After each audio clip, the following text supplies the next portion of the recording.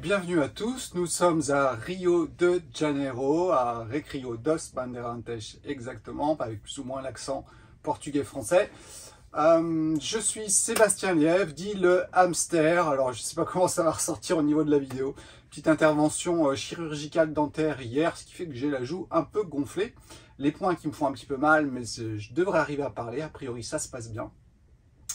Et vous êtes dans le cadre du temple bouddhiste à Gente da Praia, qui se trouve à Recreio dos Bandeirantes, qui veut dire les gens de la plage, à Gente da Praia. Et c'est exactement ça, nous sommes les gens de la plage, nous communiquons avec les gens qui sont sur place. Vous demandez autour de moi s'ils connaissent le français, qui passe tous les jours, qui va se promener sur la plage et qui discute avec tout le monde. Et ben oui, tout le monde le connaît. C'est moi en partie. Et c'est aussi les autres personnes qui jouent le jeu de A Gente da Praia, qui est vraiment d'être dans la vie de tout le monde et de partager sa vie avec les autres à l'endroit où nous sommes. Et aujourd'hui, nous sommes près de la mer à Recreio dos Bandeirantes. Alors aujourd'hui, je vais vous faire une petite vidéo qui va un petit peu regrouper tout ce que je vous raconte depuis pas mal de temps et tout ce que nous vous racontons depuis pas mal de temps. Et alors c'est issu du Zen macrobiotique de George Ohsawa. Alors c'est ma petite bible à moi. George Ohsawa est japonais et il a remis au goût du jour le taoïsme pour les occidentaux. Donc je vous invite vraiment à acheter ce petit livre qui coûte pas grand chose, 11 €. Et c'est un petit peu la bible de Ohsawa. Il y en a d'autres. Il en a écrit beaucoup, hein. Il en a écrit 300 au Japon. C'est un personnage qui est né en 1890 plus ou moins et qui vraiment a fait beaucoup de choses pour essayer de remettre le taoïsme et du moins cette vision du yin et du yang au goût du jour. Et je dirais qu'il est allé vers les occidentaux. Et même s'il a regretté certaines fois, je me souviens d'une phrase qui dit il avait amené l'acupuncture notamment en Occident et quand il était revenu plusieurs années après, il a dit « qu'ont-ils fait avec ce que je leur avais apporté ?» Et oui, la simplicité, aller au chemin le plus court, le côté zen des choses, c'est vraiment quelque chose qui est très imprégné dans le côté oriental, notamment en Chine et au Japon. Et c'est vrai que nous, avec notre vision occidentale des choses, eh bien, nous avons du mal à coller avec les couleurs du taoïsme, par exemple, ou du zen, parce que voilà, ça ne fait pas partie de notre culture. Notre ADN sûrement est un petit peu différent et nous donne d'autres capacités. Mais voilà, ça dépend de chacun. Et moi, ce que j'essaye de faire, c'est partager un petit peu ce côté taoïste avec vous, en sachant que le bouddhisme est entre les deux, entre l'hindouisme et le taoïsme. Donc avec pas mal de couleurs, mais pas autant que couleurs que l'hindouisme. Je reviens aujourd'hui. Donc les 7 conditions de la santé et du bonheur. Alors ça me fait rire parce que dans son livre, il l'a mis avec des points. C'est-à-dire qu'en fait, il a mis des points. Si vous n'avez pas de fatigue, c'est 5 points. Ça va être noté sur 100 points. Et vous pouvez faire le point justement sur votre condition de santé et où vous en êtes au niveau du bonheur intérieur que vous pouvez vivre et aussi que vous donnez aux autres et que vous exprimez.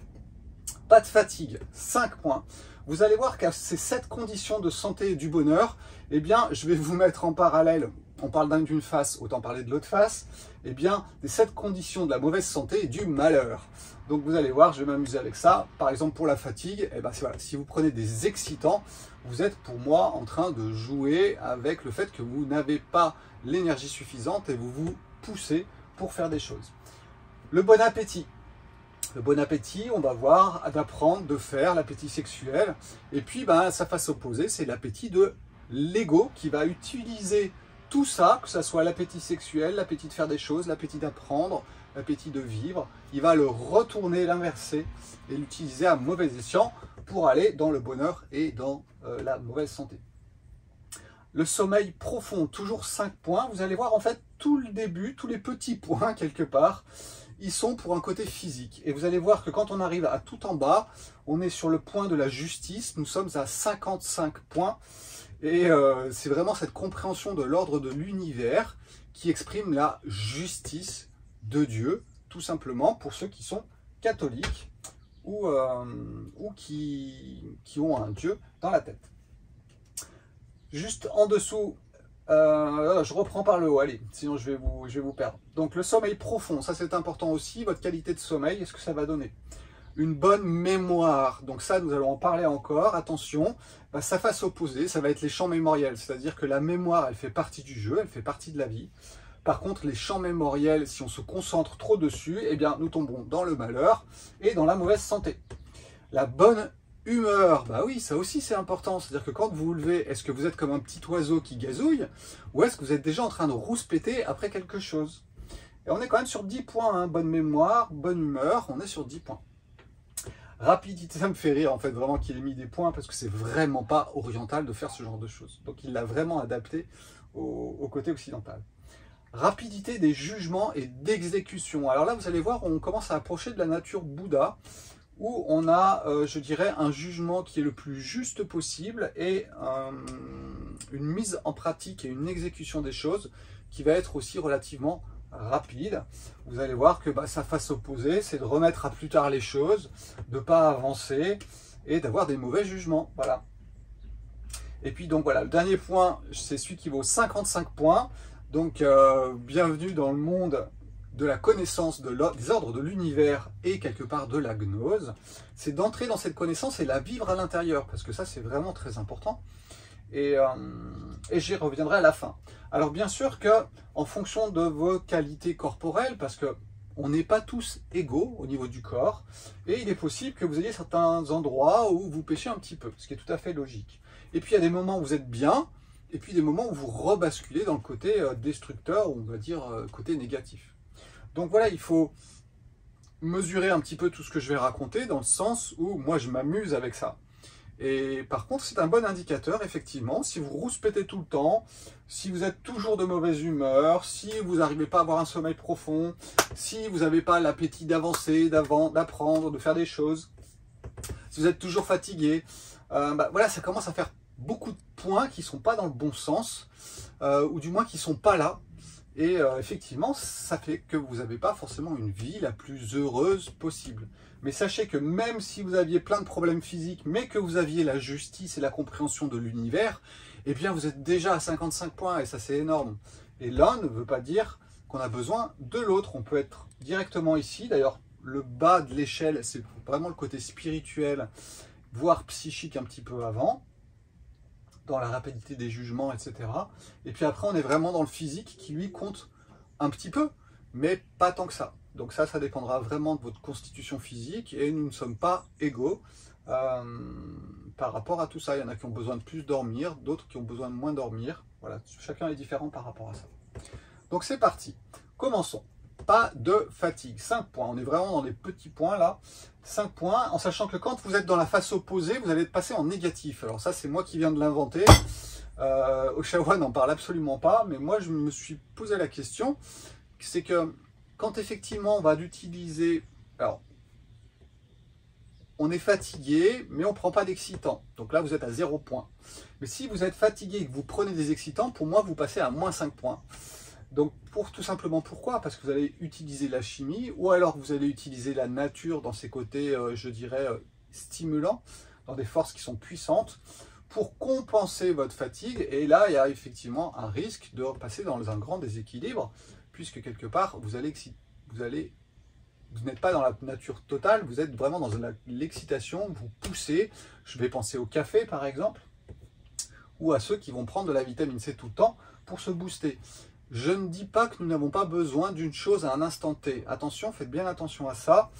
Je parle d'une fatigue, par exemple, chronique. Il est évident que, normalement, vous devriez arriver à la fin de votre journée fatigué parce que vous avez dépensé l'énergie que Dieu vous a donnée aujourd'hui. Et c'est normal que vous arriviez en état de fatigue pour avoir une bonne recharge dans la foulée. C'est là que nous parlerons du sommeil. Mais on va dire que, globalement parlant, c'est là que vous pouvez vous évaluer. Est-ce que vous êtes quelqu'un de fatigué ou pas? Est-ce que vous prenez beaucoup d'excitants ou pas? En sachant que la viande est aussi un excitant. Je vous rappelle que la viande, c'est le muscle. Le muscle, c'est quoi? C'est l'activité. D'accord? C'est ce qui met en mouvement. Donc, quand vous absorbez effectivement des protéines, notamment des protéines animales, elles ont un côté excitant. Alors c'est ni bien ni mal, c'est surtout quelle quantité vous absorbez, et si vous en absorbez effectivement trop, sans parler de la qualité, etc., eh bien vous êtes sous une forme d'excitant aussi, grâce à l'animal qui lui a plus d'énergie que vous. Donc du coup vous allez chercher cela chez lui. Voilà, c'est pas facile à dire. Je revérifie juste mon téléphone qui soit pas en train de basculer. J'ai l'impression qu'il bascule. Voilà, tac, je le remets droit. Désolé, nous sommes en direct. Voilà, je pense que ça devrait aller. Je vais le surveiller. Hop. Donc voilà, ça c'était pour la fatigue. Maintenant, passons à l'appétit. Alors ça c'est intéressant, je vous en ai aussi parlé plusieurs fois lors des différentes vidéos. L'appétit. L'appétit de quoi? Eh bien l'appétit de vivre, c'est-à-dire que vous vous réveillez le matin, vous avez l'appétit de vivre, de faire des choses, de rencontrer des difficultés ou des choses qui sont faciles, de voir des belles choses. Vous avez un appétit en vous réveillant de vivre. Ensuite, l'appétit de faire, c'est-à-dire que généralement l'un va pas sans l'autre. C'est-à-dire que vous êtes là et vous avez envie de faire des choses, de construire des choses par exemple. Des fois, il faut savoir détruire aussi, ça fait partie du faire. Et puis, il y a aussi l'appétit d'apprendre des choses. C'est-à-dire que si vous voulez apprendre quelque chose, eh bien, il vous faut cette énergie de connaître des choses. Et ça, c'est aussi l'appétit, c'est l'appétit d'apprendre. Et puis, il y a bien sûr l'appétit sexuel qui, lui, n'a rien d'anormal. Hein, c'est tout à fait normal, ça fait partie de notre constitution d'avoir une reproduction. Et cet appétit sexuel est relié au plaisir que cela donne de partager des choses, aussi bien physiques que spirituelles, parce que les deux sont possibles. Et donc, cet appétit sexuel doit aussi exister à l'intérieur de vous. Alors, certains, dans les religions, etc., vont le transformer, mais je dirais dans une vie normale, nous devons normalement avoir un appétit sexuel. Si vous n'avez pas du tout d'appétit sexuel, alors soit vous êtes vraiment spécial, on vous a donné une mission spéciale, soit il y a un problème quelque part. Ah, j'entends mon artiste qui arrive. À mon avis, c'est toutes les bouteilles qui viennent de tomber par terre. Possible qu'on soit interrompu 2 secondes encore. Donc voilà, cet appétit, il est important. Alors, il y a noté 5 points, ça va, c'est un petit nombre de points. Et puis, ce que nous pouvons surtout comprendre, c'est l'inversion de cet appétit. Eh bien, en fait, ça va être l'inversion au niveau de l'ego. C'est-à-dire qu'en fait, votre ego va avoir l'appétit d'apprendre. Pourquoi? Pour avoir du pouvoir. Parce que quand on a la connaissance, eh bien, on a le pouvoir. Et c'est le piège, très souvent, notamment du système médical, qui en fait va exister, l'ego va exister à travers l'image que les autres vont renvoyer à cette personne-là. Et donc ce pouvoir, il est créé par la connaissance. Et à mon avis, c'est la même chose qui peut arriver aussi au niveau de la franc-maçonnerie et autres, où croyant avoir la connaissance et la gnose, eh bien en fait c'est utilisé par l'ego, et donc c'est inversé et renversé. Là vous passez à moins 5 points, à pas bon. Et bien sûr la déviation au niveau sexuel, c'est toutes ces déviations dont on vous parle aussi sur cette chaîne, hein, puisque la pédophilie par exemple en fait partie. Il y a un truc qui colle pas, c'est pas normal, d'accord? Donc voilà comment on peut aussi inverser l'appétit de vivre, où la personne elle va vouloir tous les matins, elle veut être positive, elle veut avancer, elle veut faire des choses. C'est tout simplement pour remplir sa vie, parce que sa vie est tellement vide, elle a tellement peur du vide, qu'elle va remplir avec quelque chose. Donc vous voyez, il faut vraiment surveiller un petit peu ce qui se passe en nous. Vous pouvez vous amuser aussi avec autour de vous, mais c'est toujours bien de commencer par vous, même si on commence souvent par les autres.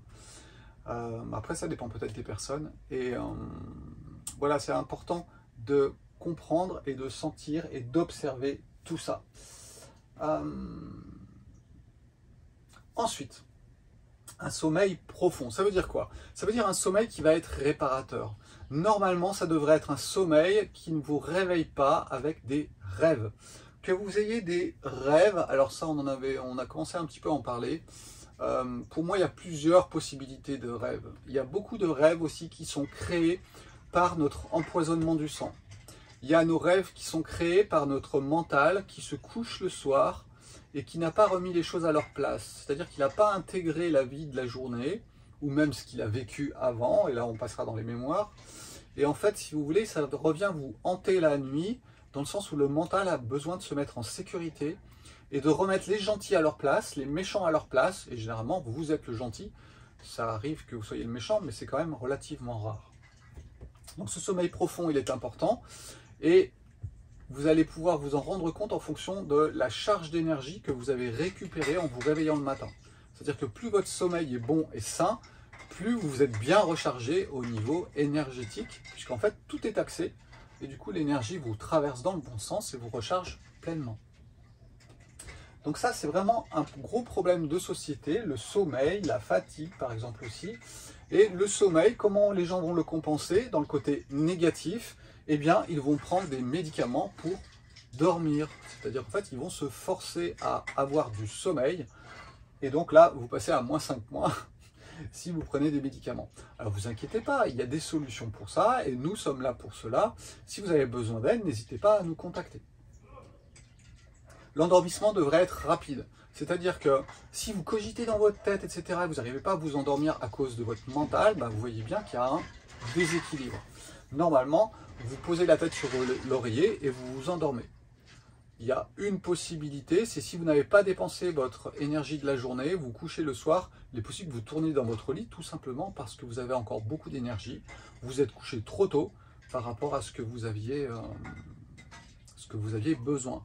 Alors ça c'est un exemple qui peut m'arriver de temps en temps, mais je sais que si dans ma journée j'ai pas fait grand chose, eh bien j'ai pas dépensé mon énergie et du coup le soir, j'ai beau me coucher à 9 h parce que ici j'ai tendance à me coucher vers 9 h, même si je me réveille très tôt le matin. Et voilà, c'est quelque chose qui est flagrant. Et à 11 h, je ne dors pas encore dans mon lit. Hein, tout simplement parce que je n'ai pas fait suffisamment de choses. Pas de défense physique suffisante ou mentale pour consommer l'énergie que la vie m'a donnée le matin et la nuit. Enfin, surtout la nuit, puisque c'est la nuit que vous récupérez votre énergie. Attention, à partir de maintenant, nous passons dans 10 points. C'est-à-dire que nous augmentons un petit peu notre capital. Notre note. Alors, bonne mémoire, ça veut dire quoi? Eh bien, c'est-à-dire notre capacité à nous souvenir des choses. N'oublions pas une chose, c'est que notre instinct de survie, notre survie aussi, elle est liée à notre apprentissage. Donc si vous savez que vous ne pouvez pas mettre la main sur un poêle brûlant parce que vous avez testé quand vous étiez petit, vous avez une mémoire qui a été créée pour ça.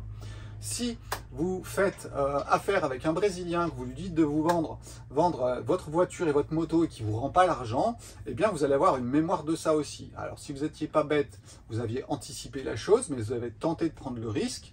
Mais ce qui est sûr, c'est que la prochaine fois que ça se passe, eh bien votre mémoire va vous rappeler ça et vous allez dire, bon, je ne vais pas le tenter ce coup-ci, je vais privilégier le côté matériel et je ne prendrai pas de risque. Donc cette mémoire, elle est importante, d'accord? Ne confondez pas une mémoire qui va être mal utilisée, c'est-à-dire que là on va parler des champs mémoriels, on va parler des émotions, on va parler des traumatismes, on va parler de la peur. Donc ça c'est de la mémoire de tout ça et qui en fait est utilisée pour vivre. Alors dans les deux cas de toute façon c'est pour survivre, d'accord? Mais vous pouvez le vivre de deux façons différentes, tranquillement et calmement avec une bonne mémoire où vous vous souvenez de tout ce que vous avez vécu. D'ailleurs, la mémoire est censée augmenter avec l'âge, puisque plus vous avancez en âge, et plus vous accumulez des connaissances, quelque part, des expériences. Donc il est tout à fait normal qu'avec l'âge, nous ayons une mémoire qui soit plus importante. Et vous voyez bien qu'avec Alzheimer, on est dans l'inversion totale, vous êtes à moins 10 points avec Alzheimer, votre mémoire a été plus ou moins détruite, ou du moins mis de côté, vous n'arrivez plus à aller dans les bons tiroirs chercher les bonnes choses. Donc, si vous êtes dans les champs mémoriels, si votre vie est guidée par toutes les difficultés que vous avez eues, que vous avez en mémoire, eh bien, vous êtes sur moins 10 points. D'accord? Vous n'êtes pas à 0, vous êtes sur moins 10, parce que tout simplement, vous allez vers le malheur et la mauvaise santé. Donc voilà, cette histoire de mémoire est importante. Comprenez bien qu'on insiste souvent sur les champs mémoriels dans le sens négatif, mais il y a un sens qui est positif et qui est très important de la mémoire, c'est tout ce qui va faire votre expérience et vos qualités qui vont monter en puissance avec l'âge jusqu'à terminer à l'âge de la sagesse. Voilà.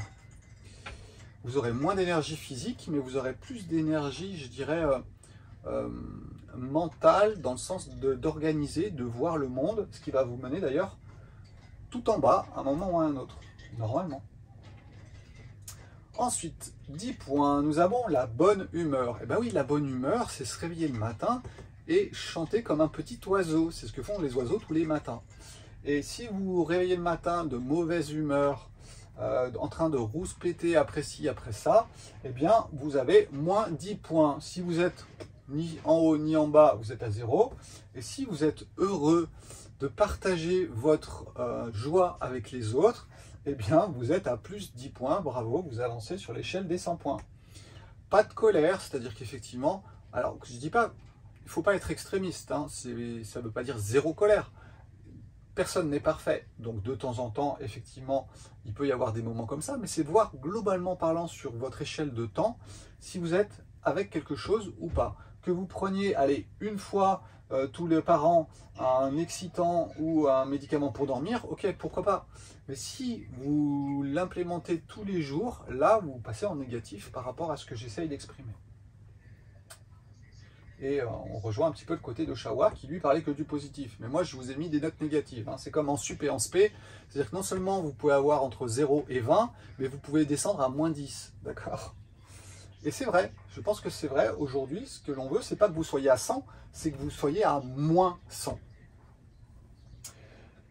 Attention, non, on est toujours sur les 10 points. Donc là, on est quand même sur un petit peu plus que d'habitude, la rapidité de jugement et d'exécution. Alors là, vous allez voir que plus votre nature Bouddha s'impose dans votre vie et se mélange à votre nature d'ego, en sachant que je n'exprime jamais le fait qu'il faut être que dans une nature Bouddha. Non, en fait, la nature Bouddha et la nature d'ego sont une pièce, donc de toute façon, les dissocier est complètement ridicule. L'important, c'est de les fusionner. C'est-à-dire que votre nature d'ego, c'est votre individualité, c'est ce que je vous raconte dans le design humain, et puis votre nature Bouddha, eh bien, c'est cette autre nature qui va au-delà de l'individualité, qui peut avoir des liens avec le futur ou avec le passé, c'est-à-dire que vous êtes capable de rentrer dans les champs de votre mémoire et de vous projeter dans le temps aussi.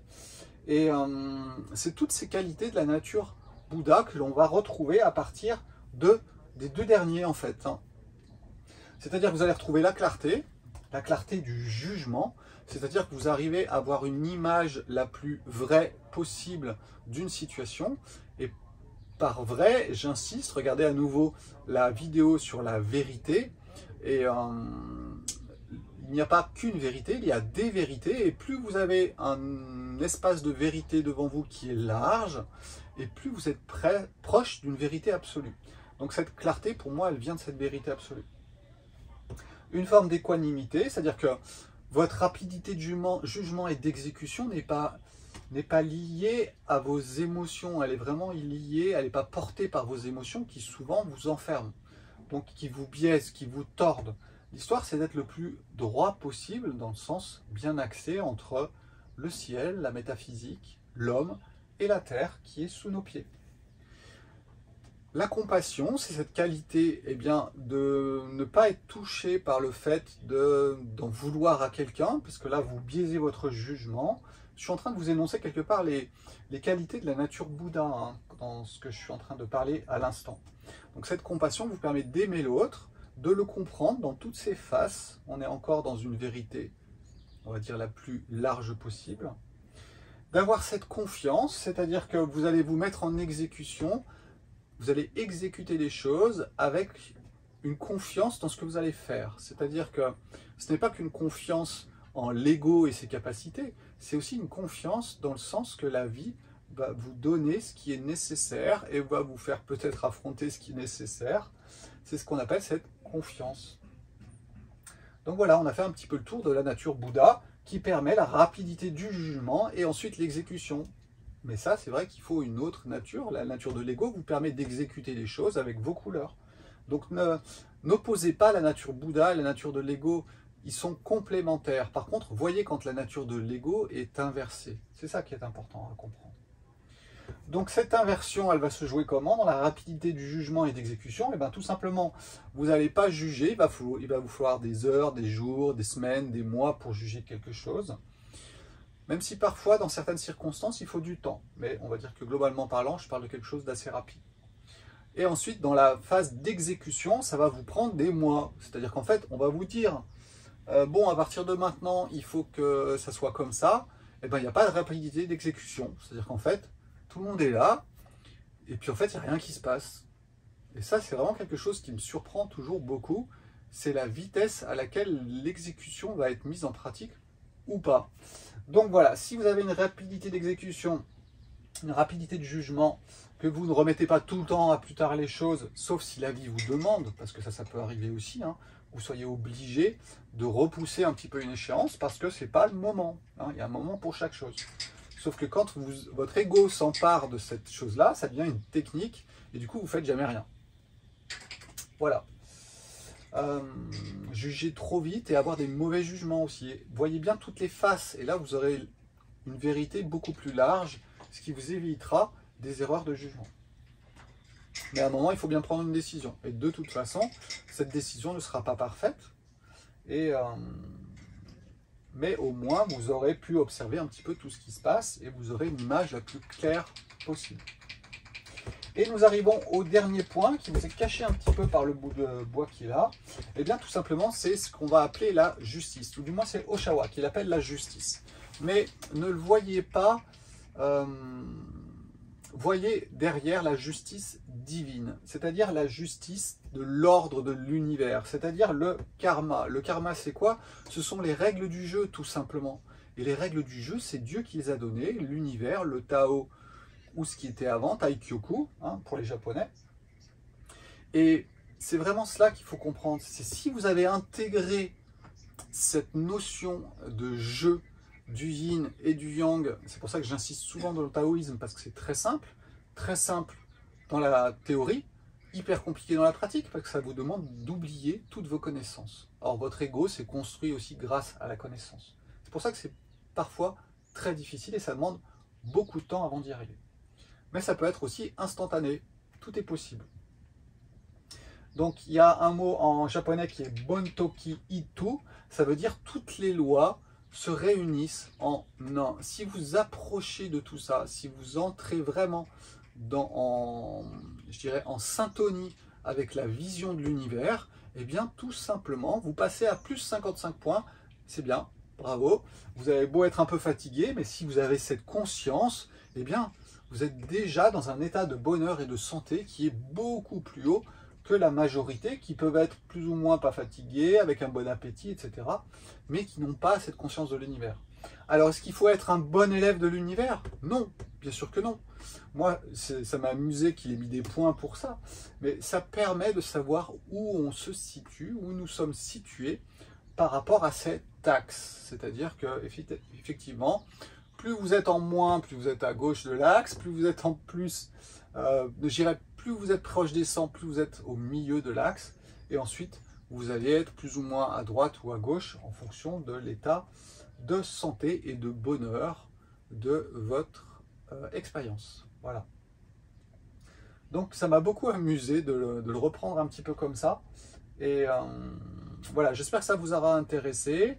Faites le point, vous pouvez améliorer des choses, mais attention que ce ne soit pas votre ego qui cherche à améliorer parce qu'il ne se sent pas bien, il est dans le malheur. Et puis comprenez bien un petit peu qu'il y en a qui vont vous faire l'expérience d'aller dans l'anti-santé et anti-bonheur, c'est-à-dire que vous allez être dans le monde des médicaments, vous allez être dans le monde du malheur, donc dans le champ mémoriel. Et c'est pour ça que j'insiste autant au niveau des thérapeutes. Si vous commencez à mettre les mains dans le champ mémoriel, faites bien attention avec votre propre qualité et pourquoi vous y allez. Et il faut vraiment être le plus proche possible de ces 55 points, je dirais, de la justice, pour, à mon avis, se permettre d'aller bidouiller les champs mémoriels. Voilà, ça pour moi c'est quelque chose qui est très important. C'est la vidéo que j'avais faite sur la magie opérative et la magie de la vie, où j'avais mis en garde les thérapeutes qui jouent avec les champs mémoriels et donc eh bien je dirais la responsabilité qu'ils auront ensuite d'avoir fait ce qu'ils ont fait, même si c'était pour essayer d'aider l'autre et de le rendre un peu plus dans le bonheur. Vous vous rendez bien compte que c'est pas comme cela que cela fonctionne et qu'il y a un risque à jouer avec tout ça. Ben voilà, je l'ai dit une deuxième fois. Je vous souhaite une excellente journée, à bientôt en Bretagne pour ceux que je vais croiser d'ici la fin du mois en Bretagne. Et puis portez-vous bien, faites attention à vous, aimez ceux qui sont autour de vous, aimez vivre si possible. Et puis quand vous n'aimez pas vivre, c'est pas grave, ça passe. Et normalement, ça ne dure pas longtemps si vous êtes à peu près dans cette optique-là. Et il y a une façon, je dirais, d'améliorer les choses, c'est vraiment votre alimentation. Ou alors votre non-alimentation, puisqu'en fait on parle souvent du jeûne aussi, mais l'alimentation peut aussi vous permettre d'accéder à tout ça si elle n'est pas frelatée. C'est-à-dire que si vous êtes dans l'anti-alimentation, eh bien vous allez aller bien sûr dans le malheur et la mauvaise santé. Et puis si vous êtes dans une bonne alimentation qui respecte la justice de la vie et de l'univers, c'est pour ça que je vous explique qu'un Esquimau, tant pis, doit manger de la viande, c'est comme ça. Eh bien, voilà, respectez la justice de l'univers et vous irez vers un grand bonheur, ce qui, je suppose, est le cas d'un Esquimau, normalement, même si sa vie est très courte, de par ses conditions de vie qui ne lui permettent pas de vivre longtemps. Voilà. Donc c'est pour ça que, bon, l'art du rajeunissement ou de la longévité du livre de Oshawa, méfiance à ceux qui vont récupérer ça en termes d'ego et qui ont peur de mourir et qui vont vouloir rajeunir et vivre longtemps. Le principe, c'est pas de vivre longtemps, c'est de vivre en état d'équilibre dans le monde où vous êtes arrivé. Voilà. Ciao, ciao, je suis sur les bonnes paroles. À bientôt, ici ou là. Ciao.